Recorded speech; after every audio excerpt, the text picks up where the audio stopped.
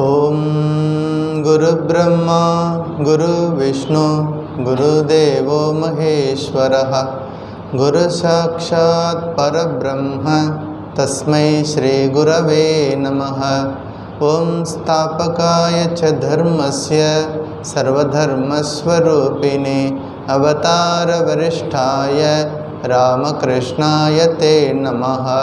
जननीं शारदां देवीं रामकृष्णं जगद्गुरुं पादपद्मे तयो श्रुत्वा प्रणमामि मुहुर्मुहुः। नमः श्रीयतिराजाय विवेकानन्दसूरये सच्चित्सुखस्वरूपाय स्वामिने तापहारिणे। त्वमेव माता च पिता त्वमेव बन्धुश्च सखा त्वमेव विद्या द्रविणं त्वमेव सर्वं मम देवदेव त्वमेव सर्वं मम देवदेव।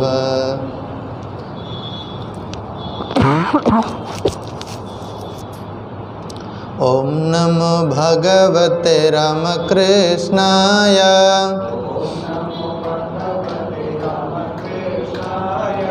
ओम नमो भगवते रामकृष्णाय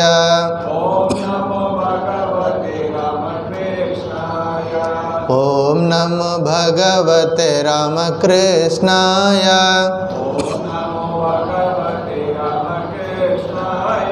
ओम नमो भगवते रामकृष्णाय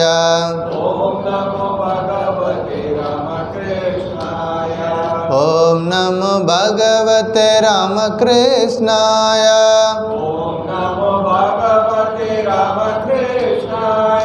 ओम नमो भगवते रामकृष्णाय ओम नमो भगवते रामकृष्णाय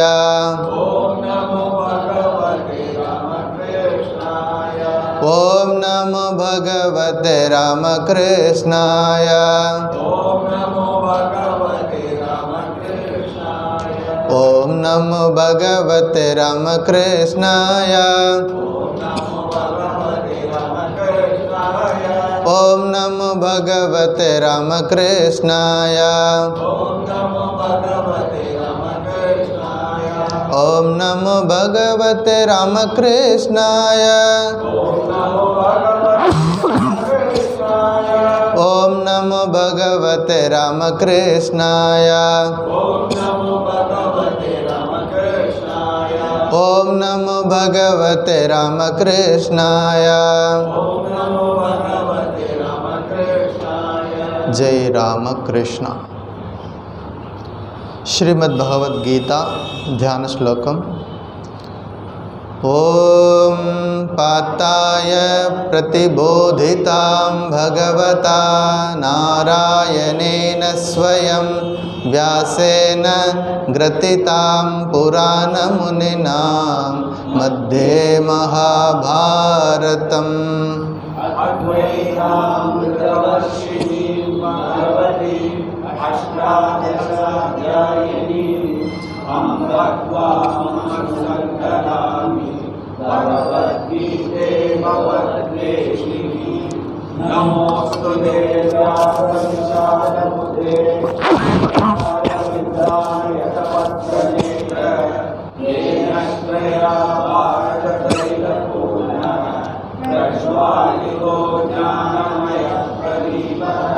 प्रपन्न पारिजाताय स्तोत्रवेत्रैकपाणये ज्ञानमुद्राय कृष्णाय गीतामृतदुहे नमः।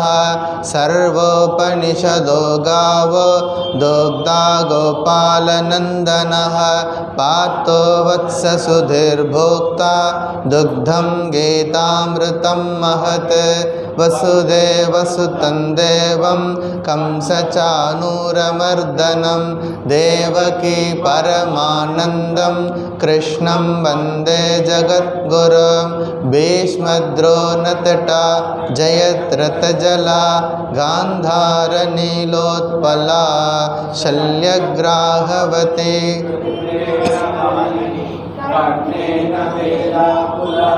अश्वत्थामविकर्णघोरमकरा दुर्योधनावर्तिनी सोत्तीर्णा खलु पाण्डवै रणनदी कैवर्तककेशवः पाराशर्यवच सरोजममलं गीतार्थगन्धोत्कटं नानाख्यानककेसरं हरिकथा सम्बोधना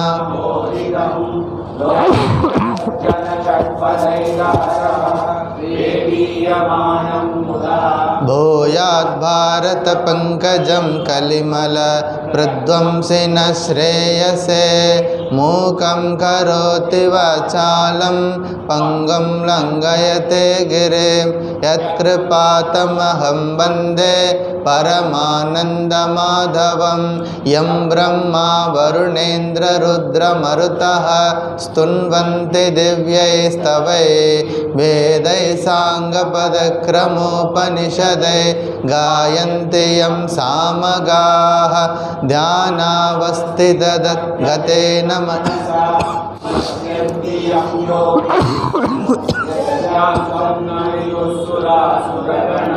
देवाय तस्मै नमः।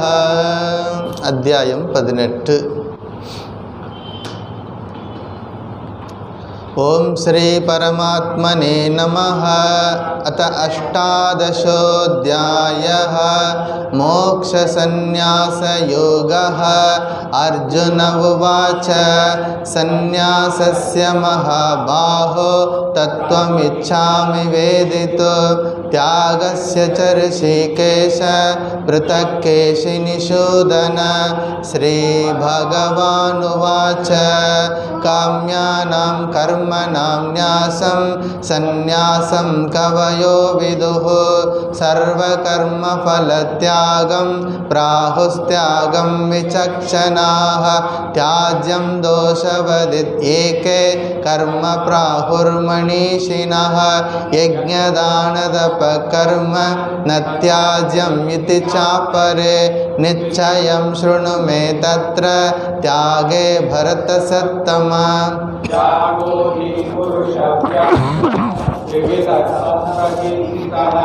यज्ञदानतपकर्म न त्याज्यं कार्यमेव तत् यज्ञोदानं तपश्चैव पावनानि मनीषिणाम् एतान्यपि तु कर्माणि सङ्गं त्यक्त्वा फलानि च कर्तव्यानीति मे पार्थ निश्चितं मतमुत्तमं।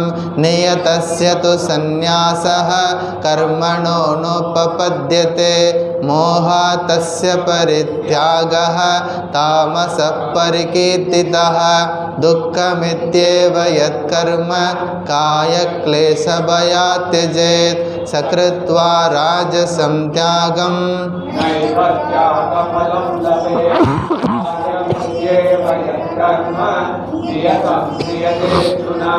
संगं त्यक्त्वा फलञ्चैव सत्याग्रहसात्विकोमतः। न द्वेष्ट्य कुशलं कर्म कुशलेनानुसज्जते त्यागी सत्त्वसमाविष्टो मेधावी छिन्न संशयः।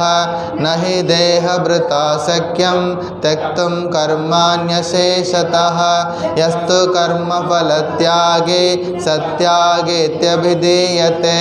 अनिष्टमिष्टं मिश्रं च त्रिविधं कर्मणः फलं भवत्यत्यागिनां प्रेत्य न तु सन्न्यासिनां क्वचित्। पंचैतानि महाबाहो कारणानि निबोध मे सांख्ये कृतान्ते प्रोक्तानि सिद्धये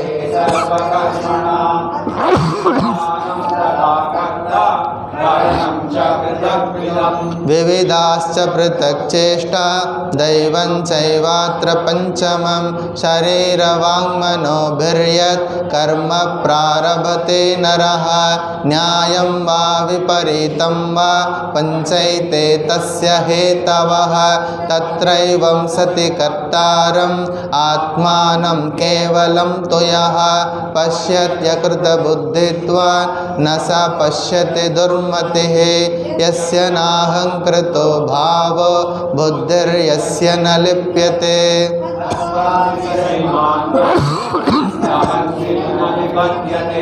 ज्ञानं ज्ञेयं परिज्ञाता त्रिविधा कर्मचोदना करणं कर्म कर्तेति त्रिविधः कर्मसङ्ग्रहः ज्ञानं कर्म च कर्ता च त्रिधैव गुणभेदतः प्रोच्यते गुणसङ्ख्याने यथावत् शृणुतान्यपि सर्वभूतेषु येनैकं भावमव्ययमीक्षते अविभक्तं विभक्तेषु तज्ज्ञानं विद्धि सात्विकम्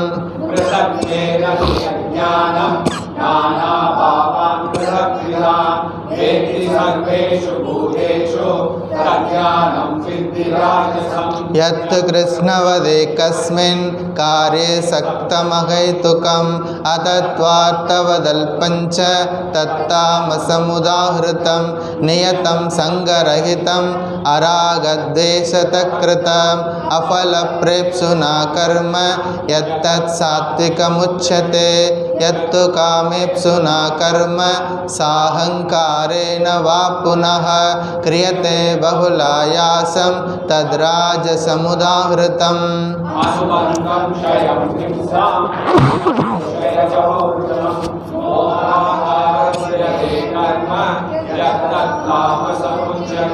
मुक्तसङ्गो नहम्वादी धृत्युत्साहसमन्वितः सिद्ध्यसिद्ध्यो निर्विकारः कर्ता सात्विक उच्यते रागी कर्मफलप्रेप्सुः लुब्धो हिंसात्मको शुचिः हस्य शोकान्वितः कर्ता राजसपरिकीर्तितः अयुक्तः प्राकृतस्तब्धः शठो नैष्कृतिको लसः विषादि दीर्घशूद्री च कर्ता तामस उच्यते बुद्धेर्भेदं हृदयश्चैव गुणतस्त्रिविधं शृणु प्रोच्यमानमशेषेण पृथक्त्वेन धनञ्जय प्रवृत्तिं च निवृत्तिं च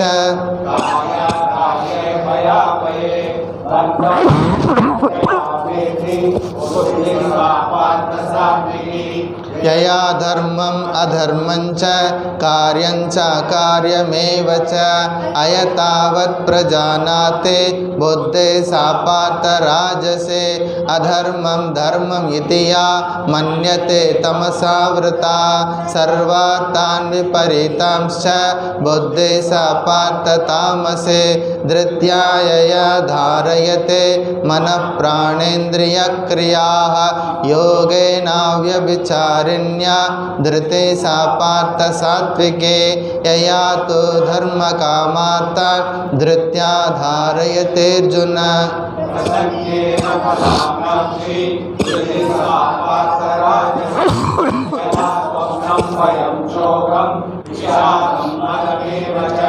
न विमुञ्चति दुर्मेधा धृते सा पार्थ तामसे सुखं तिधानीं त्रिविधं शृणु मे भरतर्षभ अभ्यासाद्रमते यत्र दुःखान्तं च निगच्छति यत्तदग्रे विषमिव परिणामे मृतोपमं तत्सुखं सात्विकं प्रोक्तम् आत्मबुद्धिप्रसादजं विषयेन्द्रियसंयोगात् यत्तदग्रे मृतोपमं परिणामे विषमिव तत्सुखं राजसं स्मृतं यदग्रे चानुबन्धे च सुखं मोहनमात्मनः निद्रालस्य प्रमादोत्तम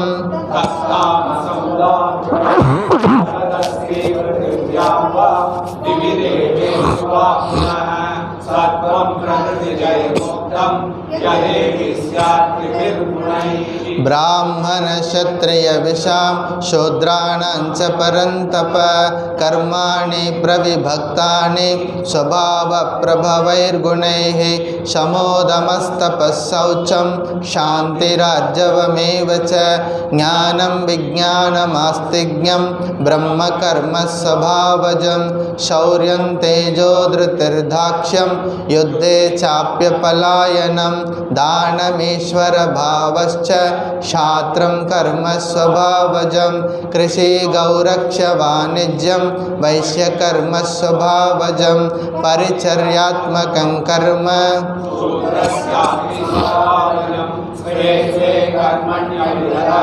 संसिद्धिं लभते नरः स्वकर्मणि रतः सिद्धिं यथा विन्दति तच्छृणु यतः प्रवृत्तिर्भूतानां येन सर्वमिदं ततं स्वकर्मणादमप्यर्च्य सिद्धिं विन्दति मानवः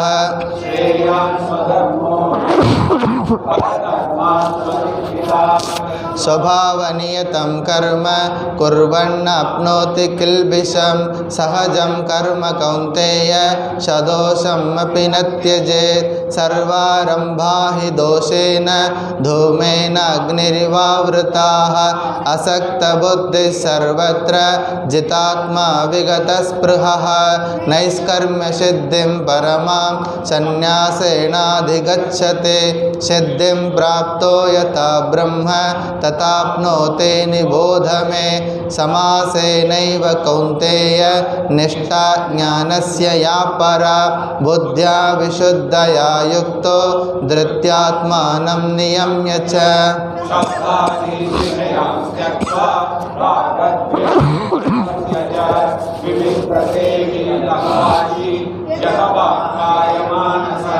ध्यानयोगपरो नित्यं वैराग्यं समुपाश्रितः अहङ्कारं बलं दर्पं कामं क्रोधं परिग्रहं विमुच्य निर्ममः शान्तो ब्रह्मभूयाय कल्पते ब्रह्मभूतप्रसन्नात्मा न शोचति न काङ्क्षते समः सर्वेषु भूतेषु मद्भक्तिं लभते परां भक्त्या मामभिजानाति यावान्यच्चास्मि तत्त्वतः ततो मां तत्त्वतो ज्ञात्वा विशते तदनन्तरं सर्वकर्माणि कुर्वाणो मद्व्यपाश्रयः मत्प्रसादादवाप्नोति शाश्वतं पदमव्ययम्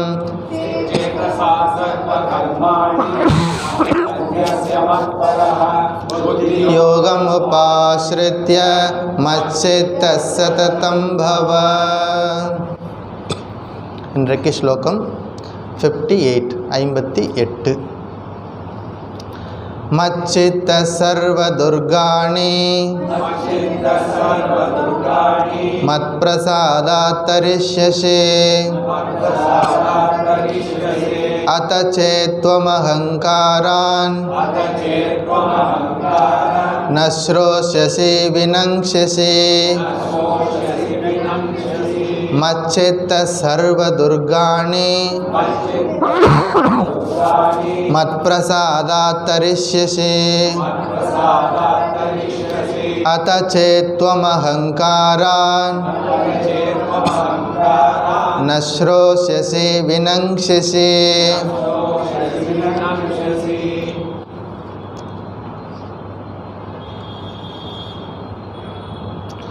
பகவான் ஸ்ரீராமகிருஷ்ணரின் பரிபூர்ணமான திருவருளால் ஸ்ரீமத் பகவத்கீதை அப்படிங்கிற ஒரு புனிதமான ஒரு கிரந்தம் நம்ம எல்லாருக்கும் படிக்கிறதுக்கு ஒரு வாய்ப்பு கிடச்சிருக்கு. எல்லாருக்கும் வாழ்த்துக்கள். நல்லா சத்தமாக சாண்ட் பண்ணிங்க. இதை கேட்குறவங்களும் அவங்களும் சாண்ட் பண்ணிகிட்டு இருக்கிறாங்க. சில பேர் ஃபீட்பேக் சொன்னாங்க, சுவாமிஜி பகவத்கீதையை விளக்க உரை கேட்குறதோட இந்த சாண்டிங்கை நீங்கள் வச்சுருக்கிறது ரொம்ப நல்லா இருக்குது. எங்களுக்கும் இந்த பகவத்கீதையை நாங்கள் சாண்ட் பண்ணுறதுக்கு நாங்களும் இதன் மூலமாக பழகிக்கிறோம் அப்படின்னு சொல்கிறாங்க. அதனால் அவங்களுக்காகவாது நீங்களும் சத்தமாக சாண்ட் பண்ணிங்கன்னா அவங்களுக்கு இன்னும் கூட நல்லா ஸ்பஷ்டமாக கேட்கும், அவங்களுக்கும் யூஸ்ஃபுல்லாக இருக்கும். புண்ணியமான ஒரு செயலை செய்யணும். போன வாரம் ஊரில் இல்லை. யாரெல்லாம் கிளாஸுக்கு வந்தீங்க? சரி. போன வாரம் மதுரைக்கு பக்கத்தில் விருதுநகர் மாவட்டத்தில் இருக்கக்கூடிய கோணம்பட்டி அப்படிங்கிற ஒரு ஊரில் ஸ்ரீ ராமகிருஷ்ண சாரதா ஆசிரமம்னு ஒன்று இருந்தது. அந்த ஆசிரமத்தை ராமகிருஷ்ண மிஷனோட இணைச்சிட்டாங்க. அதற்கான ஒரு விழா நடந்தது. இப்போ அந்த விழாவுக்காக போயிருந்தேன். அதனால் போன வாரம் கிளாஸுக்கு நான் இல்லை. என்னுடைய நண்பர் ஒருத்தர் சுவாமி ஜப்ப யஜ்ஞானந்தர் இங்கே வந்திருந்தார். உங்களுக்கெல்லாம் பிடிச்சிருக்கும் அவர் பேசினது. அவர் கீதை மற்றும் பேசாமல் அவர் ஸ்ரீராமகிருஷ்ணர் விவேகானந்தருடைய லிட்ரேச்சரில் எங்கெல்லாம் வந்து ராமரை பற்றியோ ஹனுமானை பற்றியோ எல்லாம் சொல்லியிருக்குங்கிறதெல்லாம் தொகுத்து எடுத்து கொடுத்துருக்கார். ரொம்ப கொஞ்சம் வித்தியாசமாக, உங்களுக்கும் ஒரு ரெகுலராக கீதை கேட்குறத விட கொஞ்சம் வித்தியாசமாக ராமநவமி சமயத்தில் ராமரை பற்றி பேசிட்டு போயிருக்கார். அதனால் அவருக்கும் வாழ்த்துக்கள்.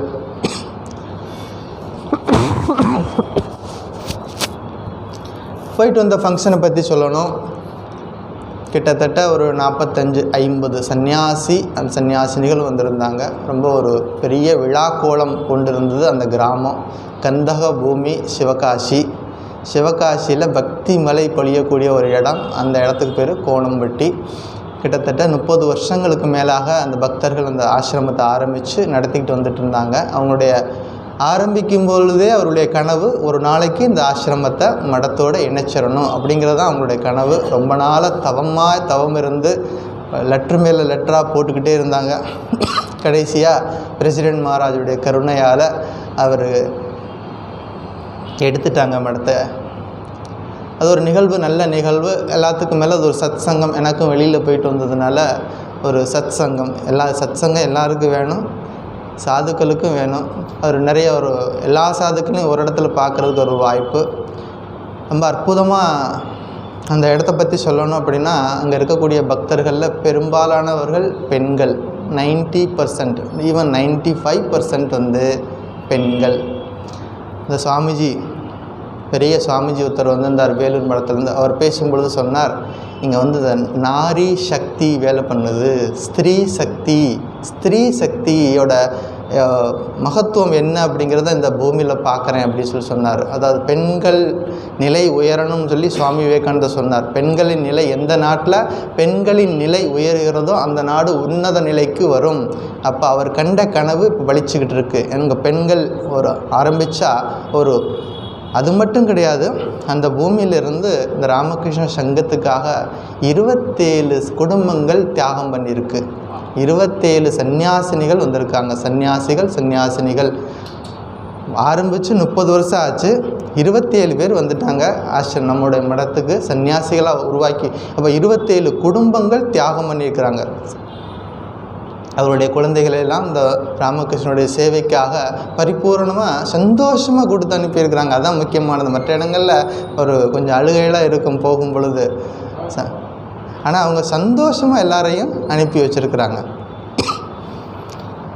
அப்படி ஒரு புனிதமான இடம். அங்கே ஜெயராம் பாட்டி, நம்ம யாரெல்லாம் போயிருக்கீங்களோ தெரியாது, ஜெயராம் பாட்டில் அம்மாவுக்கு ஒரு கூரை போட்ட வீடு மாதிரி இருக்கும் அந்த வீடு. அதே ரெப்ளிகாவில் இந்த கிராமத்துலேயும் அதே மாதிரி ஜெயராம் பாட்டி மாதிரியே ஒரு அம்மாவுக்காக வீடெல்லாம் கட்டி வச்சுருக்குறாங்க. கொஞ்சம் யூனிக்காக இருக்கும் அந்த ஆசிரமம் மற்ற இடங்களை விட. அங்கே எப்போதும் முக்கியமான விஷயம் என்ன சொல்ல வந்தேன்னா, எப்போதும் யாராவது ஒருத்தர் ஜப்பம் பண்ணிக்கிட்டே இருப்பாங்க. அதுதான் அவங்களுடைய சக்தி. இந்த கிராமத்தில் இருக்கும் ஜனங்க எவ்வளோ கட்டிடங்கள்லாம் வந்துருச்சு, நிறைய வளர்ச்சிகள்லாம் வந்துச்சு. எப்படி வந்துச்சுன்னு கேட்டால் அவங்க சொல்கிற ஒரே பதில் ஜப்பாத் சித்திகி. அம்மா சொல்லுவாங்க, சாரதா அம்மா, ஜப்பாத் சித்திகி. அங்கே இருக்கிறவங்க பெண்கள் எல்லாரும், ஆண்களும் சரி பெண்களும் சரி, குழுவாக உட்காந்து அமைதியாக ஒரு மரத்தில் உட்காந்து தியானம் பண்ணிகிட்ருப்பாங்க, ஜப்பம் பண்ணிக்கிட்டு இருப்பாங்க. அந்த ஆசிரமத்தை கேம்பஸுக்குள்ளே உள்ளே போயிட்டிங்கன்னா யாராவது ஒருத்தர் எங்காவது ஒருத்தர் ஜப்பம் பண்ணிகிட்டே இருப்பாங்க. அது தொடர்ந்து நடந்துக்கிட்டு இருக்கு. இதெல்லாம் நாமளும் கற்றுக்கொள்ள வேண்டிய விஷயங்கள். எங்கே இருந்தாலும் நம்மளாலையும் ஜப்பம் பண்ண முடியும் அப்படிங்கிறது ஞாபகம் வச்சுக்கணும். அதுதான் ஒரு ஸ்ட்ரென்த்தை கொடுக்கும் வாழ்க்கையில். அப்படி ஒரு புண்ணியமான நிகழ்வு. அதை முடிச்சுட்டு அடுத்த நாள் மதுரைக்கு போயிட்டு அன்னை மீனாட்சியை தரிசனம் பண்ணிவிட்டு அதுக்கு அடுத்த நாள் வந்து சேர்ந்துட்டேன். எல்லாருக்கும் பிரசாதம் கொண்டு வந்தேன். சாப்பிடக்கூடிய பிரசாதமெல்லாம் ரொம்ப நாளைக்கு வச்சுருக்க முடியாது. நல்ல குங்கும பிரசாதம் இருக்குது, அவங்க எல்லாருக்கும் கிடைக்கும். சரி, கம் டு த பாயிண்ட். இப்போ பகவத்கீதையில் எந்த ஸ்லோகம்? 57 முடிச்சிருக்கோம். 58வது ஸ்லோகம். இந்த அத்தியாயம் அர்ஜுனனுடைய கேள்வியிலிருந்து தொடங்குது. நமக்கு எல்லாருக்கும் தெரியும். அர்ஜுனனுடைய கேள்வி சந்நியாசத்திற்கும் தியாகத்துக்குமான வேறுபாட்டை கேட்கிறார். அதற்கான பதிலை விளக்கமாக சொல்வதற்கு பொழுது பகவான் ஒரு 7 தலைப்புகளை எடுத்து 3 குணங்கள் எப்படியெல்லாம் வேலை செய்துங்கிறத சொன்னார். அதற்கு அடுத்தபடியாக கர்மயோகம், ஞான யோகம், இதனுடைய சாராம்சத்தெல்லாம் சொல்லிட்டு பக்தி யோகத்தினுடைய சாராம்சத்தில் நம்ம இருக்கிறோம். கடைசியாக 57வது ஸ்லோகத்தில் பார்த்தோம். இன்றைக்கி ஸ்லோகம் 58. மச்சித்த சர்வ துர்காணி மத் பிரசாதாத் தரிஷ்யசி அத சேத் துவம் அகங்காரான் ந ஸ்ரோஷசி வினங்ஷசி. மச்சித்தா, என்னில் மனதை வைத்து. மத்து சித்தா, என்னிடம், பகவானாகி என்னிடம் மனதை வைத்து. சர்வ துர்காணி, எல்லா விதமான தடைகளையும். மத் பிரசாதாத், எனது அருளால். தரிஷ்யசி, தாண்டி செல்வாய், கடந்து செல்வாய். தரிஷ்யசி அத, அவ்வாறு இல்லாமல் போனால். தொம், நீ. அகங்காராத், அகங்காரத்தினால். ந ஸ்ரோஷ்யசி சேத், கேட்காவிட்டால். வினங்ஷசி, அழிந்து போவாய்.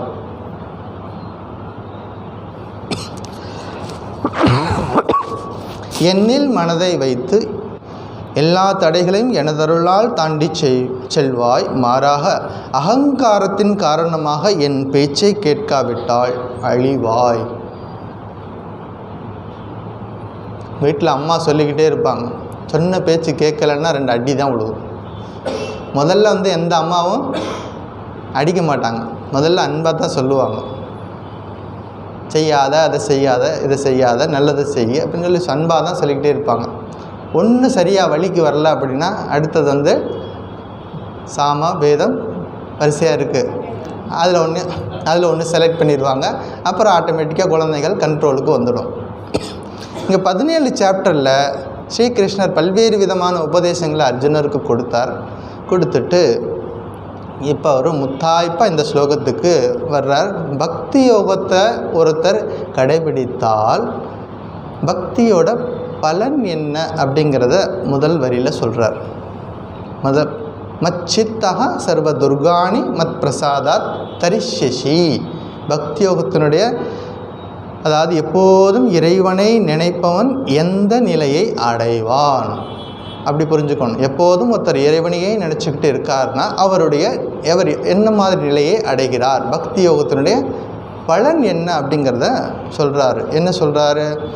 எனது அருளால், மத் பிரசாதாத், எனது அருளால் எல்லா தடைகளையும் கடந்து செல்வாய்.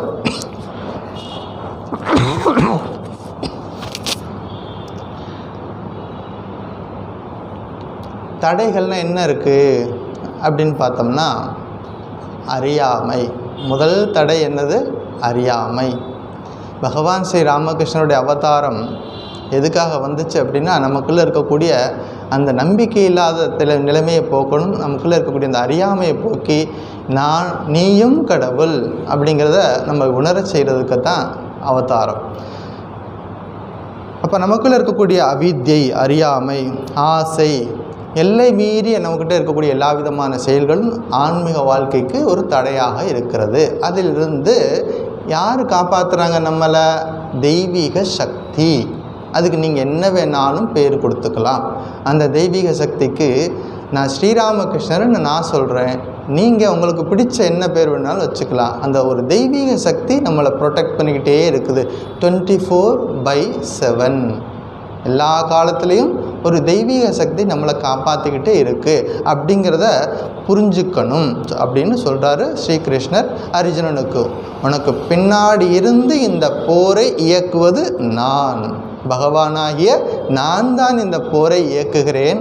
அர்ஜுனா, நீ ரொம்பவும் அழட்டிக்காத, ரொம்பவும் நான் தான் இந்த போரில் போய் எல்லாரையும் கொண்டு போட போகிறேன்னு ரொம்ப வருத்தப்பட்டுக்கிட்டு போர் செய்யாமல் இருக்கிறியே, அது வேண்டாம் அப்படின்னு சொல்கிறாரு.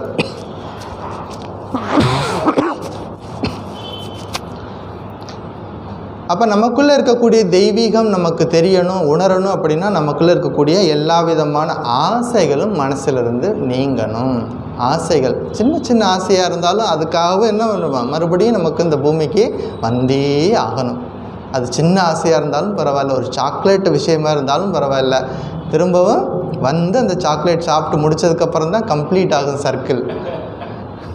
அதனால் எந்த ஒரு ஆசையாக இருந்தாலும் ஆசை அற்ற நிலை போகும்பொழுது தான் முக்தி அப்படிங்கிறதெல்லாம் நம்ம வாழ்க்கையில் ஒரு முக்கியமான விஷயமாக கருதப்படும்.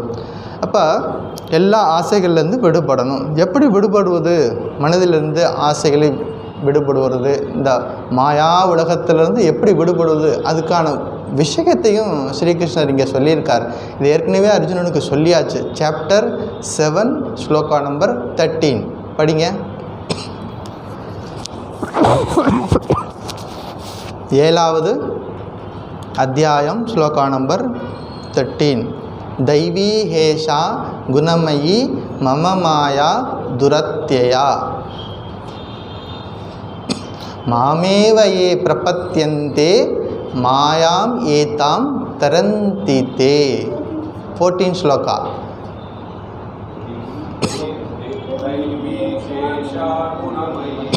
மம மாயா துரத்யயா மாமேவ ஏ பிரபத்யந்தே மாயாம் ஏதாம் தரந்தி தே சொல்லியிருக்காரு ஏற்கனவே. இருந்தாலும் அர்ஜுனனுக்கு இன்னும் போய் சேரலை அந்த மெசேஜ். அந்த மாயா உலகத்திலேருந்து கடந்து போகிறதுக்கு ஒரு பியூட்டிஃபுல் வழியை நமக்கு காட்டியிருக்கிறார். தெய்வீ ஹேஷா குணமயி, அதாவது எனது இந்த தெய்வீக மாயை கடத்தற்கு அரியது, தெய்வீக மாயை கடந்து போவதற்கு அரியது. ஆனால் யார் என்னை சரணடைகிறார்களோ அவர்கள் நிச்சயமாக இந்த மாயையிலிருந்து கடந்து விடுவார்கள். இதை ஏற்கனவே சொல்லியிருக்கார். அது இன்னைக்கு மறுபடியும் ரிப்பீட் ஆகுது. மத் சித்தகா சர்வ துர்காணி மத் பிரசாதாத் தரிஷ்யசி.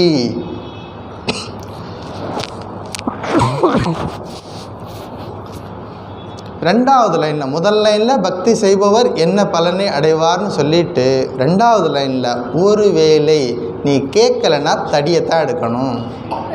அடுத்தது என்ன சொல்லிட்டாரு, ஒருவேளை நீ கேட்கலை அப்படின்னா என்ன நடக்கும் அப்படிங்கிறத ஒரு வார்னிங் கொடுக்குறாரு. ஒரு ஆத்மீக சாதகனுக்கு குருமார்கள் சொல்லிக் கொடுப்பாங்க வழிமுறைகளை, வீட்டில் இருந்தால் பெற்றோர்கள் சொல்லிக் கொடுப்பாங்க, இப்படி வயதில் முதிர்ந்தவர்கள் சில வழியை காட்டுவாங்க. நம்ம கேட்கலை அப்படின்னா என்ன ஆகும் அப்படின்னா துன்பம் நமக்கு தான் அப்படிங்கிறத திரும்பவும் ஞாபகப்படுத்துகிறார். ரெண்டாவது லைனில் அத்த சேத் துவம் அகங்காரான் ந ஸ்ரோஷசி சேத் வினங்ஷசி. கொஞ்சம் ஹெவி டோஸு தான் அர்ஜுனனுக்கு இது.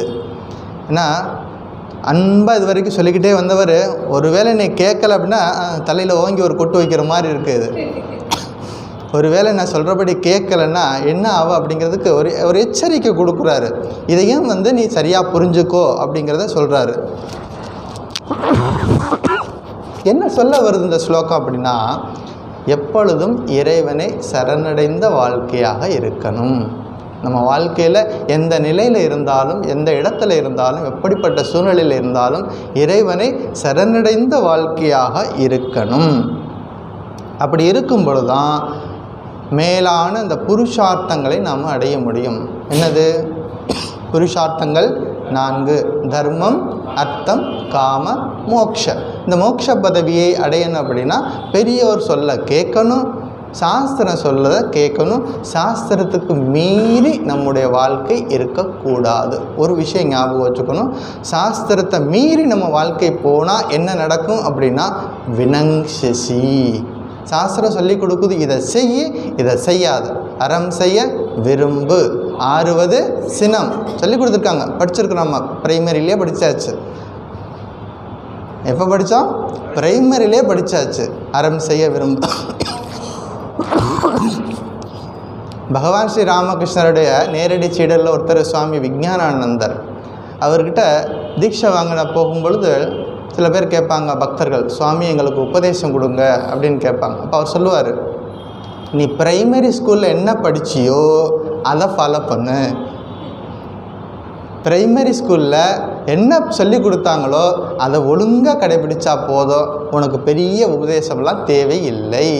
ப்ரைமரி ஸ்கூலில் என்ன பேசிக் நமக்கு சொல்லி கொடுத்துருக்காங்க, வேல்யூஸ் எல்லாம் சொல்லி கொடுத்துருக்குறாங்க. இப்போ நம்ம பார்த்த ஆத்திசூடியிலேருந்து எல்லாமே ப்ரைமரியிலே நமக்கு சொல்லி கொடுத்துருக்குறாங்க. ஆனால் அன்னைக்கு ரைம்ஸாக நல்லா மனப்பாடம் பண்ணி சொல்லிவிட்டு அதுக்கப்புறமா என்ன பண்ணல, சிந்தனை பண்ணணும்.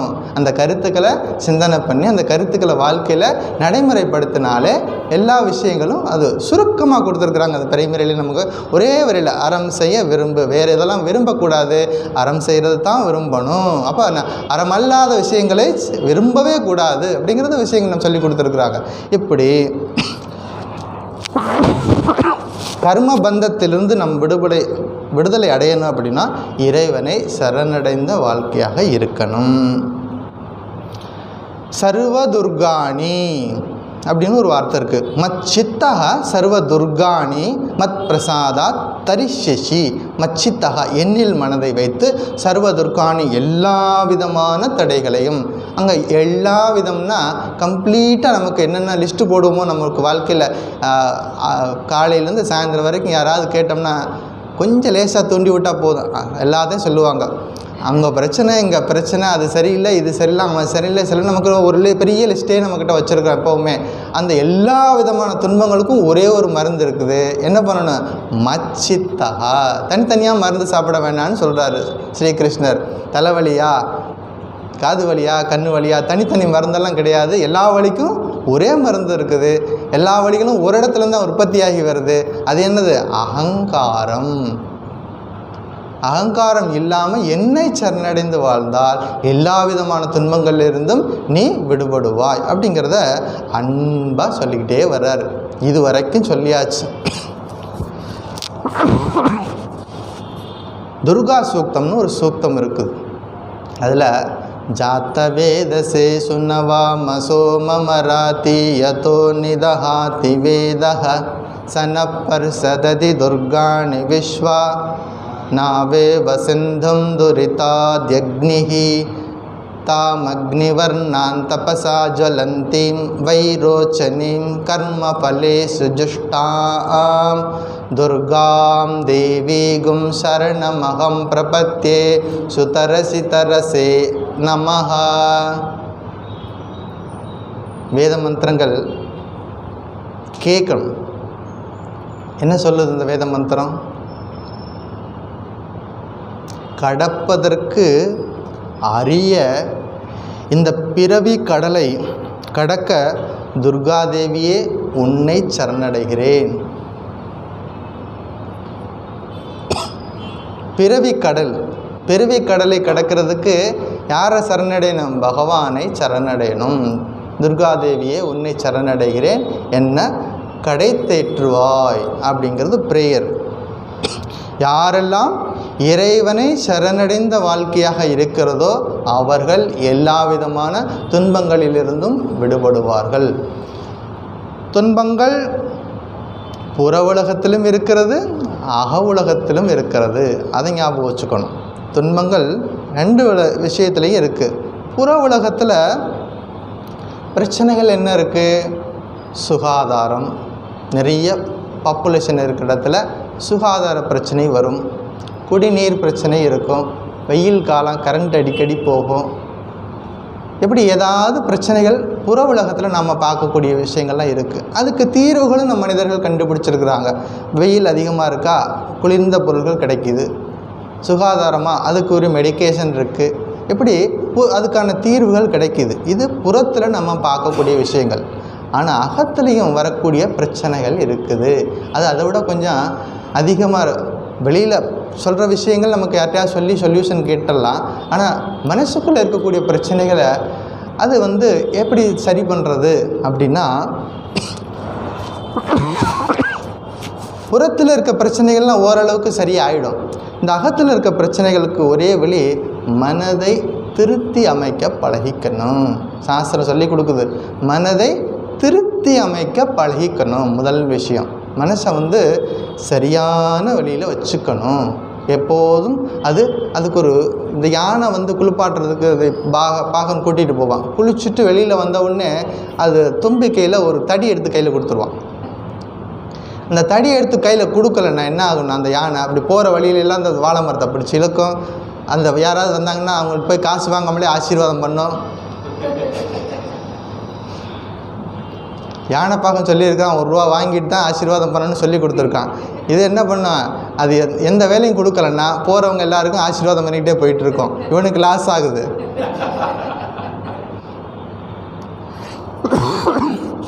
அப்போ என்ன பண்ணிடுறான், எதுவுமே செய்யலைன்னா தரையில் கிடக்கிற மண்ணெல்லாம் எடுத்து தலைமையிலே போட்டுக்கும். இதெல்லாம் நடக்கும். அதனால் என்ன பண்ணிடுவான், ஒரு தும்பிக்கையில் ஒரு தடி எடுத்து கையில் கொடுத்துருவான். அது பிடிச்சிட்டே போயிட்டே இருக்கும். அது மாதிரி அப்போ நமக்கு இறைவனை கெட்டியாக பிடிச்சிக்கணும். பகவான் ஸ்ரீ ராமகிருஷ்ணன் சொல்வார், ஒரு கையால் உலக கடமையெல்லாம் செய்யணும், இன்னொரு கையால் இறைவனை கெட்டியாக பிடிச்சிக்கணும். உலக கடமைகளை சீக்கிரமாக முடிச்சுட்டு 2 கையாலையும் பிடிக்கணும் அப்படின்னு சொல்லி கொடுத்துருக்குறாரு. அப்போ ஸ்ரீராமகிருஷ்ணர் எப்போதும் சொன்னதில்லை எல்லாரும் வீட்டை விட்டுட்டு வாங்க சன்னியாசியாக வந்துருங்கன்னு எங்கேயும் சொல்லலை. யார் யார் எங்கே இருக்கிறோமோ அவர்களுக்கு உரிய கடமைகளை சரியாக பண்ணுங்க. இதைத்தான் வேதம் சொல்லுது, உபனிஷதங்களும் சொல்லுது. அதே கருத்தை தான் ஸ்ரீராமகிருஷ்ணர் சொல்கிறார். யார் எங்கே இருக்கிறோமோ அவர்களுக்கு உரிய கடமைகளை செய்யுங்க, ஆனால் மனசை மட்டும் எப்போதும் ஒரு பக்கம் இறைவன் மேலே வச்சுக்கிட்டே இருங்க. ஒருத்தர் அவர் ஒரு உதாரணம் சொல்லுவார். ஒருத்தருக்கு ஒரு கையில் ஏதோ ஒரு கட்டி வந்துருச்சுன்னு வச்சுக்கோங்களேன். அவர் எல்லா வேலையும் செய்வார், காலையிலேருந்து சாயந்தரம் வரைக்கும் எல்லா வேலையும் செய்வார். அந்த மனசில் ஒரு ஓரமாக அவருடைய சிந்தனை மட்டும் அந்த கட்டி மேலே இருக்கும். ஏன்னா அது வலிச்சுக்கிட்டே இருக்கும் அந்த கட்டி வந்து. அதனால் மனசில் ஒரு பகுதி அந்த கட்டியை நினச்சிக்கிட்டே இருக்கும். ஆனால் செய்வார், எல்லா வேலையும் செய்வார். அது மாதிரி நம்ம எல்லா காரியங்களையும் செய்யணும். காலையிலேருந்து சாயந்தரம் வரைக்கும் செய்யக்கூடிய எல்லா வேலைகளையும் செய்யணும். மனசில் ஒரு ஓரத்தில் எப்போதும் அந்த டிவைன் டச் இருந்துகிட்டே இருக்கணும். பகவானுடைய நாம ஓடிக்கிட்டே இருக்கணும் சதா. ஓம் நம சிவாய, ஓம் நமோ நாராயணாய. யாருக்கு என்ன மந்திரம் பிடிக்குமோ அந்த மந்திரத்தை விடாமல் சொல்லிக்கிட்டே இருக்கணும். தீட்சை வாங்கியிருக்கிறீங்களா, தீட்சா மந்திரம் அது பாட்டு கரண்ட்டு ரிப்பீட்டடாக போயிட்டே இருக்கணும். மனசுக்குள்ளே கை வேலை பார்க்கணும், கண் எல்லாம் நடக்கணும், மைண்டு மட்டும் விடாமல் சொல்லிக்கிட்டே இருந்தது. அதுக்கு பிறகு தான் அஜப்பா ஜப்பம். அஜப்பா ஜப்பம் முயற்சி இல்லாமல் தானாக செய்யக்கூடியது. எப்போதும் இந்த டே டைமில் நம்ம இப்படி சொல்லி பழகிட்டோம் அப்படின்னா இரவு தூங்க போகும் பொழுது உடம்பு மட்டும் ஓய்வெடுக்கும், மனம் கண்டினியூ பண்ணும். மனம் என்ன பண்ணும், இந்த பகல் முழுவதும் எந்த நாமம் சொல்லிக்கிட்டு இருந்தோமோ அந்த நாமம் சொல்லிக்கிட்டே இருக்கும். அதுக்கு பேர் அஜப்பா ஜப்பம். சரி, இப்போ மனதை திருத்தி அமைக்கணும். மனம் அடங்கினவனுக்கு உலகத்தில்னால் வரக்கூடிய பிரச்சனைகள் அவனை பாதிக்காது. யார் ஒருத்தர் மனதை கட்டுப்படுத்தியவரோ, யார் ஒருவர் மனதை வென்றவரோ அவருக்கு உலகத்தினால் வரக்கூடிய பிரச்சனைகள் அவரை பாதிக்காது அப்படிங்கிறது ஞாபகம் வச்சுக்கணும். ஒரு உதாரணம் சொல்கிறேன். 2 வாரத்துக்கு முன்னாடி அப்பர் பெருமானை பற்றி ஒரு பாட்டு பாடணும். குற்றாயினவாறு விளக்ககிலீர் குடுமை பல அப்படின்னு ஒரு பாட்டு சொல்லி ஒரு விளக்கம் சொன்னேன். அப்பர் தேவாரத்துலேருந்து. அதாவது திருநாவுக்கரசர் சமண சமயத்தில் இருக்கிறார். அப்பருக்கு ஒரு தீராத வயிற்று வலி வருது. அந்த வயிற்று வலியை அங்கே இருக்கவங்க யாராலையும் சரிப்படுத்த முடியலை. தன்னுடைய தமைக்கையார் திலகவதியார்கிட்ட வந்து சொல்கிறாரு. அப்போ அவங்க என்ன பண்ணுறாங்க, அப்படியா வான்னு சொல்லிட்டு கோயிலுக்கு போயிட்டு திருவதிகை அப்படிங்கிற ஒரு கோயிலில், சிவன் கோயிலில் போயிட்டு அங்கே போயிட்டு பஞ்சாசனம் சொல்லி விபூதி பூசிவிட்டு ஒரு பதிகத்தை பாடுறார். என்னது, கூற்றாயினவாறு விளக்ககிலீர் அப்படின்னு தொடங்கக்கூடிய அந்த பதிகத்தை பாடி முடிக்கிறார். அவர்கிட்ட இருந்த வயிற்று வலியெல்லாம் காணாமல் போயிடுது. அப்போ தான் அவருக்கு புரியுது, பகவான் நம்ம படிச்சுக்கிட்டே இருக்கோமே, இப்போ இறைவனை சரணடைந்த வாழ்க்கையாக இருக்கணும் அப்படிங்கிறது. இப்போ இறைவனை சரணடையும் பொழுது எல்லா விதமான துன்பங்களும் காணாமல் போகுது. அதுக்கப்புறமா சமண சமயத்தை விட்டு விலகி சைவ சமயத்தை வந்து தீவிரமாக கடைபிடிக்கிறார். இதை தெரிஞ்சுக்கிட்ட அந்த சமண சமயத்தில் இருக்கிறவங்க அரசன்ட்ட போய் சொல்லிட்டாங்க, இவர் வந்து சைவ சமயத்துக்கு போயிட்டார் அப்படின்னு சொல்லிட்டு அந்த பல்லவ மன்னன்கிட்ட போய் ரிப்போர்ட் பண்ணுறாங்க. எப்படி ரிப்போர்ட் பண்ணுறாங்க தெரியுமா? அந்த திருநாவுக்கரசர் உங்கள் சமயத்துலேருந்து விலகி போயிட்டார். எப்படி ஸ்க்ரூ எப்படி ஏற்றுறாங்க? உங்கள் சமயத்திலேருந்து விலகி சைவ சமயத்துக்கு போயிட்டார் அப்படின்னு அவங்க வந்து சொல்லி கொடுக்குறாங்க. அப்போ அரசன் வந்து கோபம் அடைகிறான். உடனே கூப்பிட்றான் திருநாவுக்கரசரை, உடனடியாக கூப்பிட்டு வாங்க அப்படின்னு ஆள் அனுப்புகிறான். ஆள் அனுப்பி வரல அப்படின்னா கைத்தை கட்டி கூட்டிகிட்டு வந்துடுங்க அப்படின்னு கட்டளை. ஆனால் கூட்டிகிட்டு வந்து அவருக்கு தண்டனை கொடுக்கணும் அப்படிங்கிறதுக்காக அவங்க போய் சொல்கிறாங்க, இந்த மாதிரி அரசன் உங்களை கூப்பிட்றான், வாங்க போகலாம். அப்போ தான் அவர் ஒரு பதிகம் பாடினார். நாமார்க்கும் குடியல்லோம், எல்லாருக்கும் தெரியும். நாமார்க்கும் குடியல்லோம் நமனை அஞ்சோம், நரகத்தில் இடர்படோம் நடலை இல்லோம், ஏமாப்போம் பிணியறியோம் பணிவோம் அல்லோம், இன்பமே என்னாலும் துன்பம் இல்லை, இன்பமே என்னாலும் துன்பம் இல்லை. அவருக்கு எவ்வளோ தலைக்கு மேலே இப்போ கத்தி தொங்கிட்டு இருக்கு. என்ன பாட்டு பாடுறாரு? இன்பமே என்னாலும் துன்பம் இல்லை. நமக்கு சொல்ல முடியுமா? அரசன்கிட்ட இப்போ கூப்பிட்டுருக்கான், அங்கே போன உடனே மரண தண்டனை கிடைக்க போகுது. ஆனால் என்ன சொல்கிறாரு? இன்பமே என்னாலும் துன்பம் இல்லை. ஏன் சொல்கிறாரு? எனக்கு பின்னாடி சிவபெருமான் இருக்கிறார், எனக்கு பின்னாடி தெய்வீக சக்தி இருக்கிறது. அப்படி இருக்கும் பொழுது எனக்கு எந்த துன்பமும் கிடையாது. நான் யாருக்கு அஞ்ச மாட்டேன், நான் யாருக்கு அடிமை கிடையாது. நாமார்க்கும் குடியெல்லாம் அப்படின்னா யாருக்கு அடிமை கிடையாது, நான் ஒரே ஒருத்தருக்கு மட்டும்தான் கட்டுப்படுவேன், அவர் சிவபெருமான் அப்படிங்கிறார். கற்றுக்கொள்ள வேண்டும். அடியார்களுடைய வாழ்க்கை வரலாற்றை படிங்க. நாயன்மார்கள் இங்கே பகவத்கீதை படிக்கும் பொழுது அதையும் சேர்த்து படிங்க வாய்ப்பு கிடைச்சா. நாயன்மார்கள், ஆழ்வார்கள், அவங்க வாழ்க்கையும் படிக்கும் பொழுது அவங்க வாழ்ந்து காமிச்சிருக்கிறாங்க.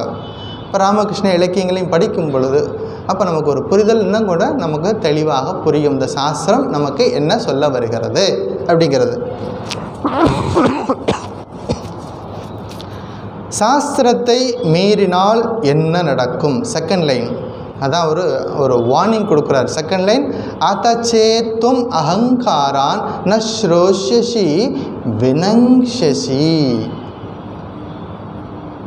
இப்போ இதுவரைக்கும் அர்ஜுனனுக்கு பிரியமாக அன்பாக உட்கார வச்சு கண்ணா கேள்டா கண்ணா அப்படி சொல்லிக்கிட்டே வந்திருக்கிறாரு. இப்போ என்ன ஒரு சின்னதாக ஒரு எச்சரிக்கை கொடுக்குறாரு. இதெல்லாம் கேட்டதுக்கு அப்புறமும் உனக்கு புரியலை, உன்னுடைய அகங்காரம் தலையெடுத்தது அப்படின்னா நீ வாழ்க்கையில் உன்னை காப்பாற்றுறதுக்கு யாரும் வரமாட்டாங்க. எப்போ ஒரு மனிதனுக்கு அகங்காரம் தலையெடுக்குதோ அவர் யார் பேச்சையும் கேட்க மாட்டார். இதை கண்கூட பார்க்கலாம். யார் ஒருத்தருக்கு அகங்காரம் அதிகமாகுதோ அப்போது யாருடைய அறிவுரையும் அங்கே போகாது. அப்போ அகங்காரம் இல்லாமல் இருக்கணும் அப்படிங்கிறது ஞாபகம் வச்சுக்கணும். அகங்காரம் என்பது அழிவுக்கு முதல் படி. எப்போ வந்துருச்சோ அது அழிவுக்கு முதல் படி. இப்போ கடவுள் நம்பிக்கை வேணும், நம்பிக்கை தான் வாழ்க்கை அப்படிங்கிறது. கடவுள் நம்பிக்கை வேணும், நம்பினா நம்ம வாழ்க்கையில் முன்னேறலாம். நம்பாமல் போனால் அல்லது பெரியோர்களுடைய வாக்கை நம்பாமல் போனால் யாருக்கு நஷ்டம்? பகவானுக்கா? நமக்கு தான் நஷ்டம். பெரியோர்களுடைய துணை நமக்கு வேணும், பெரியோர்களுடைய அருள் நமக்கு வேணும். ஒரு சின்னதாக குட்டி கதை சொல்கிறேன், எப்போவும் புரியும். ஒரு அரசன் இருந்தான். அந்த அரசன் ஒரு நாள் ஒரு உத்தரவு போட்டான். இந்த நாட்டில் எவ்வளோ மக்கள் இருக்கிறாங்க கணக்கெடுப்பு எடுங்க. உடனே அதிகாரிகள்லாம் போனாங்க, கணக்கெடுத்துட்டு வந்தாங்க. வந்து ரிப்போர்ட் கொடுத்தாங்க. 10 வயசுக்கு கீழே எவ்வளோ பேர், 20 வயசுக்கு கீழே எவ்வளோ பேர், 30 வயசு, 50 வயசு, 70, 80 வயசுக்கு கீழே எவ்வளோ பேர் இருக்காங்க. ஒரு லிஸ்ட்டு கொடுத்தாங்க, ஒரு டேட்டா கொடுத்தாங்க. அரசர் பார்த்தார், இதன் இது வயசானவங்களாம் எவ்வளோ பேர் இருக்கிறாங்க, இவங்கெல்லாம் வச்சுட்டு இவ்வளோ பேருக்கு சோறு போடுறது வேஸ்ட்டு தானே அப்படின்னு சொல்லிட்டு அரசன் என்ன பண்ணார்? எல்லாரையும் நாடு கடத்து அப்படின்னு உத்தரவு போடுறாரு. வயசானவங்களாம் வேலை பார்க்க மாட்டாங்க, சும்மா தான் உட்காந்து சாப்பிட்டுட்டு தூங்கிட்டு இருப்பாங்க, அவங்களெலாம் சோறு போட முடியாது, நாடு கடத்திடு அப்படின்னு உத்தரவு போடுறாரு. மக்களுக்கு என்ன பண்ணுறதுன்னு தெரியல. இது எப்படி ஏற்றுக்கிறது? எல்லாத்தையும் நாடு கடத்தணும். அப்போ அரசன் சொல்லியாச்சுன்னா அதுக்கு மேலே உத்தரவு நிறைவேற்றி ஆகணும். எல்லோரும் பயத்தில் என்ன பண்ணுறாங்க? தன்னுடைய பெற்றோர்கள், வயதானவர்கள்லாம் நாட்டை விட்டு அனுப்பிடுறாங்க. ஒரே ஒருத்தர் மட்டும் ஒரு இளைஞன் பார்த்தான், எப்படியாவது என்னுடைய தாய் தந்தையை காப்பாற்றணும் அப்படின்ட்டு யாருக்கிட்டையும் சொல்லாமல் தன்னுடைய வீட்டுக்குள்ளேயே ஒரு பெரிய குழியை தோண்ட ஆரம்பித்தான். கீழே சுரங்கம் மாதிரி தோண்டி அந்த வீட்டுக்குள்ளேயே ஒரு அறையை தயார் பண்ணிட்டான். தயார் பண்ணி அப்பாவையும் அம்மாவையும் கொண்டு போய் அந்த சுரங்கத்தில் போய் வச்சுட்டான். வெளியில் அனுப்பலை, யாருக்கும் தெரியாது, அவங்க இருக்கிறதே தெரியாது. அவங்க சுரங்கத்தில் பத்திரமா இருக்காங்க. இப்போ அரசன் ஒரு நாள் கேட்டான், எல்லோரும் போயாச்சா? எல்லோரும் போயாச்சு. வயசானவங்க யாரும் நம்ம நாட்டில் இல்லை. அப்போ அரசனுக்கு ரொம்ப சந்தோஷம், நமக்கு செலவு மிச்சம், எல்லாரையும் அனுப்பியாச்சு அப்படின்னு சந்தோஷமாக இருக்கார். இப்போ நாட்டில் இருக்கவங்க எல்லாருக்கும் ஒரு உத்தரவு போட்டார், நான் உங்கள்கிட்ட ஒரு 3 கேள்வி கேட்க போகிறேன், இந்த கேள்விக்கு சரியாக பதில் சொல்லணும், சொல்லலைன்னா தூக்கில் போட்டுருவேன் அப்படிங்கிறான். முக்கியம் என்ன, இந்த அரசன் வித்தியாசமான அரசனாக இருக்கிறான். ஒன்றும் பெரியவங்களாம் விரட்டி விட்டுறான், இன்னொன்று பார்த்தா கேள்வி கேட்டு பதில் சொல்லணும்னா என்ன பண்ணுறான், தூக்கில் போடுறேன் அப்படிங்கிறான். அப்போ பசங்கள்லாம் இந்த இளைஞர்கள்லாம் பார்க்குறாங்க, எப்படி தான் பதில் சொல்கிறது. கேள்வி 3 கேள்வி கேட்குறான். முதல் கேள்வி, சாம்பல்லையே கயிறு பண்ணி கொண்டு கொடுக்கணும். எனக்கு கயிறு இருக்கணும், ஆனால் எதில் இருக்கணும், சாம்பலில் கயிறு பண்ணணும். அதை எப்படி தயார் பண்ணுறது? கயிறு செய்யணும் அப்படின்னா தென்னை நாரில் கயிறுலாம் தயார் பண்ணுவோம், நமக்கு தெரியும். அல்லது துணி மாதிரி போட கயிறு பண்ணலாம், நூலில் கயிறு பண்ணலாம். சாம்பலில் கயிறு பண்ணால் அது எப்படி கொண்டு வர்றது? அது இப்போ காற்றடிச்சா பறந்து போயிடுமே. யாருக்கும் இது எப்படி சரி பண்ணுறதுன்னு தெரியல. பதில் சொல்லலைன்னா அவனுக்கு வேறு தண்டனை கொடுத்துருவான். எல்லோரும் பயந்து முடிச்சுட்டே இருக்கிறாங்க. இவன் வீட்டுக்கு வந்துட்டு கீழே போயிட்டு சுரங்கத்துக்குள்ள கீழே போயிட்டு அம்மாக்கிட்ட போயிட்டு சோகமாக உட்காந்துருந்தான். அம்மா அப்பா பார்த்தாங்க, என்னடா கண்ணா அவனுக்கு என்ன மனசு சரியில்லையான்னு கேட்குறாங்க. ஆமாம், இந்த அரசன் ஒரு போட்டி வச்சுருக்கிறான், கயிறு திரிச்சு கொண்டு வர சொல்கிறான், அது சாம்பலில் திரிச்சு கொண்டு வர சொல்கிறான் அப்படின்னு. இவ்வளோதாடா கண்ணா, ரொம்ப ஈஸி அப்படின்னா. அவனுக்கு ரொம்ப சந்தோஷம். என்ன செய்யணும் அப்படின்னா, இப்போ கயிறு எடுத்துகிட்டு வா அப்படின்னாங்க. கயிறு எடுத்து வந்தான். தட்டு கொண்டு வா, தட்டில் வச்சான். சாம்பலை அந்த தட்டு மேலே கயிற்றை சுற்றி வச்சான், பொருத்தி வச்சான். கயிறு ஃபுல்லாக எரிஞ்சிருச்சு. ஆனால் அப்படியே ஸ்டாண்டர்டாக அப்படியே நிற்கிது, கயிறாக நிற்கிது. சாம்பலில் கயிறு தயாராகிடுச்சு. எடுத்துகிட்டு போய் அரசன்கிட்ட போய் காமிச்சான். கயிறு அப்படியே இருக்குது, ஆனால் சாம்பலால் ஆன கயிறு. அரசனுக்கு ஆச்சரியம், எப்படி இந்த இளைஞன் மட்டும் சரியாக செஞ்சுட்டான், மற்றவங்கெல்லாம் பயந்துக்கிட்டே இருக்கிறாங்க, இவன் மட்டும் சரியாக செஞ்சுட்டானே அப்படின்ட்டு அரசனுக்கு ஆச்சரியம். அப்போ பார்த்துட்டு தட்டி கொடுத்துட்டு, பரவாயில்ல, நம்ம நாட்டிலையும் புத்திசாலி இளைஞர்கள் இருக்கிறார்கள் அப்படின்னு சொல்லிட்டு பாராட்டி அனுப்பினான். கொஞ்ச நாள் கழித்து இன்னொரு பட்டி வைக்கிறான். என்ன போட்டு வச்சான் அப்படின்னா, ஒரு எல்லாரையும் கூப்பிட்டான். ஒரு பக்கெட்டில் தண்ணி வச்சுருக்கிறான்.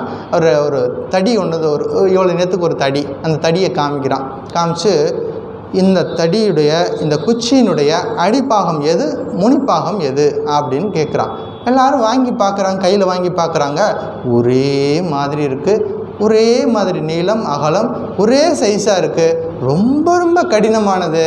எது அடிப்பாகம் எது நுனிப்பாகம் கண்டுபிடிக்கிறது ரொம்ப கடினமானது. எவ்வளோ பெரிய வித்தகர்கள்லாம் பார்க்குறாங்க, யாருனாலும் அதை கண்டுபிடிக்கவே முடியல. அசலாக 2 பகுதி ஒரே மாதிரி இருக்குது. இப்போ எப்படி கண்டுபிடிக்கிறது எது அடிப்பாகம் எது நுனிப்பாகம்? மறுபடியும் இதே பிரச்சனை வந்துச்சு. அவன் வீட்டுக்கு போனான். அப்பா அம்மாக்கிட்ட போய் இந்த கேள்வி கேட்டான். அப்பா அம்மா, எனக்கு இந்த மாதிரி ஒரு புது பிரச்சனை வந்திருக்குது. என்ன பிரச்சனை? இந்த அரசன் இந்த குச்சியை காமிச்சு இதில் எது அடிப்பகுதி எது நுனிப்பகுதின்னு கேட்குறான். இவ்வளோதானடா கண்ணா விஷயம், நாங்கள் சொல்லித்தர்றோம். நாளைக்கு போகும்போது அரண்மனைக்கு போகும்போது ஒரு பக்கெட்டில் தண்ணி எடுத்துகிட்டு போயிடு, அந்த குச்சியை எடுத்துகிட்டு போயிட்டு நாங்கள் சொல்கிற மாதிரி செய். பக்கெட்டில் தண்ணியில் அந்த குச்சியை தண்ணிக்குள்ளே உள்ளே போடு. எது அடிப்பகுதியோ அந்த பகுதி தண்ணிக்குள்ளே உள்ளே போகும். 1 கிராம் அதிகமாக இருந்தாலும் அதுதான் அடிப்பகுதி.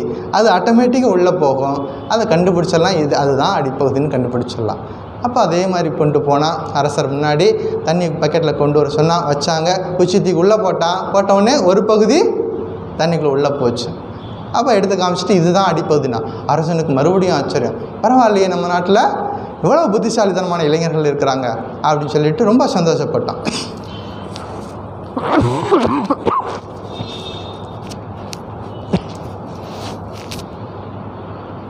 கொஞ்ச நாள் ஆச்சு, அப்படியே போயிட்டே இருக்குது. இன்னொரு பட்டி வச்சான் ஒரு நாள். என்ன பட்டி தெரியுமா? மேலே அடிக்கணும், மேலே சத்தம் கேட்கணும், ஆனால் யாரும் அடிக்காமல் மேலே சத்தம் கேட்கணும். அதை எப்படி சாமி அடிக்க முடியும்? மேலே அடிக்கணும்னு ஏதாவது குச்சி வச்சு அடித்தா தான் சத்தம் கேட்கும். மேலே சத்தம் கேட்கணும், ஆனால் யாரும் அடிக்கக்கூடாது. மேலத்தை அடிக்காமல் மேலே சத்தம் கேட்கணும். இதுக்கு மறுபடியும் மக்கள் எல்லோரும் பார்க்குறாங்க. யாருனாலையும் இதுக்கு ஒரு சொல்யூஷன் கண்டுபிடிக்க முடியல. அவன் வீட்டுக்கு போனான், அப்பா அம்மாட்ட சொன்னான். அவங்க வந்து ஒன்றும் கவலைப்படாத கண்ணா, நாங்கள் சொல்லித்தரோம் அப்படி சொல்லிவிட்டு என்ன சொன்னாங்க, நாளைக்கு காலையில் நீ போயிட்டு நம்முடைய தோட்டத்துக்கு போ, அங்கே போயிட்டு ஒரு தேன் கூடு எங்காவது இருக்கான்னு பாரு, தேன் கூடு தேன் ஈயோட அந்த தேன் கூடு கொஞ்சம் எடுத்துகிட்டு வந்துடு அப்படின்னாங்க. எடுத்துகிட்டு வந்தான். வந்துட்டு ஒரு மேளத்தை கொண்டு வர சொன்னாங்க. மேளத்தை ஓப்பன் பண்ணி உள்ளுக்குள்ளே கொண்டு அந்த தேன் கூடை வச்சுட்டாங்க. வச்சுட்டு லாக் பண்ணியாச்சு. லாக் பண்ணியாச்சுன்னா அந்த தேனி உள்ளுக்குள்ளே பறந்துக்கிட்டே இருக்கும். இங்கே மோதும் ஆட்டோமேட்டிக்காக சவுண்டு வரும். அரசபையில் கொண்டு போய் வச்சுட்டு, அரசரே நீங்கள் கேட்ட மாதிரி மேலத்தை ரெடி பண்ணிவிட்டு இப்போ பாருங்கள் அதுவே அடிக்க அப்படின்னு சொல்லிட்டு கையில் எடுத்து காமிச்சான். அது உள்ளுக்குலேருந்து சத்தம் போட்டுகிட்டே இருக்குது. அரசனுக்கு ரொம்ப ஆச்சரியமாக வச்சு, பரவாயில்லையே இவ்வளோ புத்தி கூர்மையான இளைஞர்கள் என்னுடைய நாட்டில் இருக்கிறாங்க, ரொம்ப சந்தோஷமாக இருந்துச்சு. அப்போ அரசன்கிட்ட சொன்னால், பரவாயில்லையே நல்லா வயசானங்கள்லாம் நான் வெளியே அனுப்பிட்டேன், இருந்தாலும் என்னுடைய இளைஞர்கள்லாம் ரொம்ப புத்திசாலித்தனமாக இருக்கிறாங்க அப்படின்னு. அப்போ அவன் சொன்னான், அரசரே கொஞ்சம் மன்னிக்கணும் அப்படின்னா. என்ன விஷயம் அப்படின்னாரு. இல்லை நீங்கள் முதல்ல மன்னிச்சிட்டேன்னு சொல்லுங்கள், முதல்ல மன்னிச்சிட்டேன்னு சொல்லுங்கள், நான் அப்புறம் சொல்கிறேன். சரி மன்னித்தேன்னு சொல்ல அப்படின்னா. இல்லை உங்கள் உத்தரவையும் மீறி எங்கள் அப்பா அம்மாவை நான் வெளியில் அனுப்பலை, என் வீட்டில் தான் வச்சுருக்கிறேன் அப்படின்னா. என் வீட்டில் தான் பத்திரமா வச்சுருக்கேன். நீங்கள் கேட்ட 3 கேள்விக்கும் விடை சொல்லி கொடுத்தது அவங்க தான் இந்த அவனுக்கு இந்த ஒரு அறிவுரை சொல்லி கொடுத்தாங்க. அப்போ தான் அரசனுக்கு புரிஞ்சது, பெரியோர்களுடைய அறிவுரை என்பது நமக்கு எவ்வளவு முக்கியமானது. சாஸ்திரம், பெரியோர்களுடைய அறிவுரை என்பது முக்கியமானது. அவர்களை நம்ம இப்போது ரொம்ப லேட்டஸ்ட்டாக என்ன பண்ணிடுறோம், வயசானதுக்கப்புறம் ஒரு முதியோர் இல்லத்துக்கு அனுப்பிடுறோம். அப்படி இருக்கக்கூடாது. நம்முடைய சாஸ்திரப்படி வீட்டில் வச்சு அவர்களை பராமரிக்கணும். அவர்களுடைய அறிவுரை என்பது அவசியம், நம் வாழ்க்கைக்கு தேவை அப்படிங்கிறது விஷயம். சாதாரண சிம்பிளாக சொல்லக்கூடிய ஒரு கதை. இதுக்குள்ளே ஒரு மெசேஜ் நமக்கு இருக்குது. என்னது? பெரியவர்களுடைய அதாவது சாஸ்திரம், அதாவது குரு வாக்கியத்தில் நம்பிக்கை அப்படிங்கிறது இருந்தால் நம்ம வாழ்க்கையில் கடக்க முடியாத விஷயங்களிலும் நம்ம வாழ்க்கையில் கடந்து போக முடியும். நம்மளால் தீர்த்து வைக்க முடியாத பிரச்சனைகளுக்கும் ஒரு தீர்வை கொடுப்பவர்கள் அந்த பெரியோர்கள், அந்த மகான்கள், அந்த ரிஷிகளுடைய வாக்கில் நமக்கு நம்பிக்கை வச்சு அதை ஃபாலோ பண்ணி போகும் பொழுது நம்மளால் எந்த விதமான பிரச்சனைகள் இருந்தாலும் எல்லாத்தையும் கடந்து போக முடியும் அப்படிங்கிறது முதல் வரி. 2வது வரி, அகங்காரத்தினால் நானே பெரியவன், நான் சொல்கிறதான் கேட்கணும் அப்படி ஒரு அகங்காரத்தினால் பெரியோர்களை வாக்கை மீறி நடக்கும் பொழுது, மீறி நடந்ததுனால என்ன நடந்தது? துரியோதனன். மீறி நடந்ததுனால என்ன நடந்தது? ராவணன். விபீஷணன் எவ்வளவு அறிவுரைகளை சொன்னார் ராவணனுக்கு. ராவணா விட்டுடு, சீத்தையை கொண்டு போய் பகவான்கிட்ட விட்டுட்டு வந்துடு, ராமர்கிட்ட விட்டுட்டு வந்து, நீ செஞ்சதெல்லாம் தப்பு, மேலும் மேலும் தொடர்ந்து தப்பு செஞ்சுக்கிட்டே போகிற, வேண்டாம் நிறுத்திக்கோன்னு விபீஷணன் சொன்னபோது, நீ என்னுடைய சாப்பாடை சாப்பிட்டுட்டு எனக்கே அறிவுரை சொல்கிறியான்னு சொல்லிட்டு விரட்டினான். அதான் அகங்காரத்தின் உச்சக்கட்டம். அப்படி ஒரு அகங்காரம் இருக்கும் பொழுது நல்ல விஷயங்கள் சொன்னால் போய் சேராது. அதனால என்ன நடந்தது? அழிவு. அப்போ அகங்காரத்தினால உயர்ந்த விஷயங்கள் உள்ளே போகாது. நம்மிடம் அகங்காரம் இருந்தால் பெரியோருடைய அறிவுரை உள்ளே போகாது, குருமார்களுடைய அறிவுரை உள்ளே போகாது.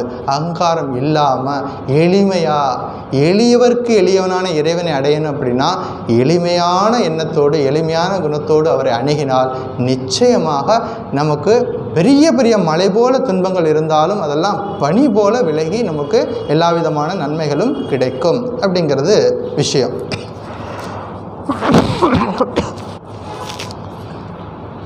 மச்சித்தः சர்வதுர்காணி மத் பிரசாதாத் தரிஷ்யசி அத சேத் துவம் அகங்காரான் ந ஸ்ரோஷசி வினங்ஷசி.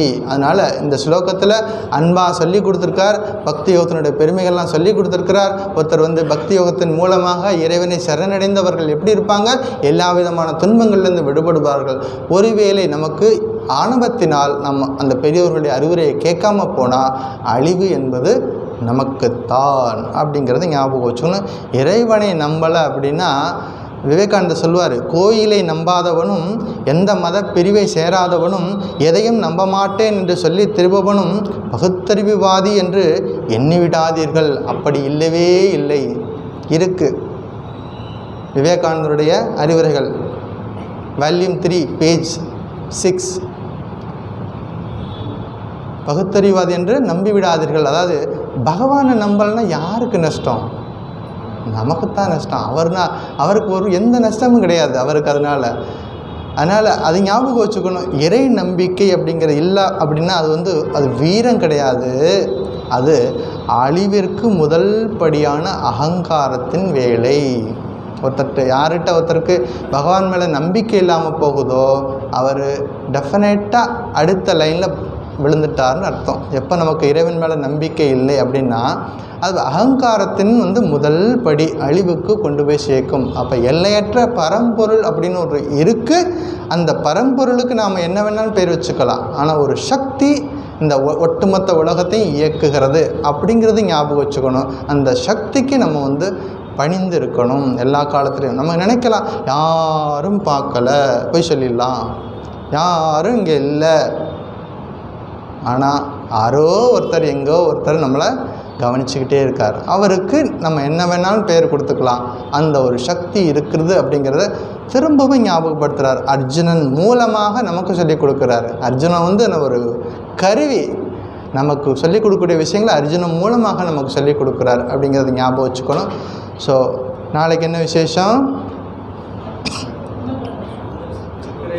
சித்திரை வருஷப்பிறப்பு. நாளைக்கு தமிழ் புத்தாண்டு, அதாவது சித்திரை 1. என்னது வருஷம் பேர்? ஸ்ரீ விஸ்வாவசு. அதனால் பக்தர்கள் அனைவருக்கும் இறைவனுடைய பரிபூரணமான திருவருள் இந்த புனிதமான நல்ல நாளில், புனிதமான அந்த புது வருஷத்தில் எல்லா விதமான துன்பங்கள்லேருந்து விடுபட்டு எல்லாரும் பகவன் நாமத்தை எப்போதும் இடைவிடாமல் சொல்லணும். இறை நாமத்தை சொல்லணும். இறைவனுடைய உருவத்தை, இறைவனுடைய மகிமையை பாடணும். இறைவனுக்கான கைங்கரியத்தில் நம்ம வாழ்க்கையில் இருக்கணும் அப்படின்னு மனதார பிரார்த்தனை பண்ணிக்கிறேன். மீண்டும் அடுத்த வாரம் சந்திப்போம். அடுத்த வாரம் ஸ்லோகா நம்பர் 59. ஸோ இன்றைக்கி ஸ்லோகம் மச்சித்தக சர்வதுர்காணி மத் பிரசாதாத் தரிஷ்யசி அத்தச்சேத்வம் அகங்காரான் நஸ்ரோஷி வினங்ஷசி. என்னில் மனதை வைத்து எல்லா தடைகளையும் எனதருளால் தாண்டி செல்வாய். மாறாக ஆணவத்தின் காரணமாக என் பேச்சை கேட்காவிட்டால் உனக்கு அழிவு அப்படிங்கிறத ஒரு உதாரணத்தை சொல்லியிருக்கார். ஒரு எச்சரிக்கையும் கொடுக்குறார் பகவான் ஸ்ரீ கிருஷ்ணர். இந்த எச்சரிக்கையை நம்ம சிறமேற்கொண்டு நம்ம வாழ்க்கையில் கடைபிடிக்கணும். ஓம் சாந்தி சாந்தி சாந்தி. ஹரி ஓம் தத் சத். ஸ்ரீராமகிருஷ்ணார்ப்பணமஸ்து.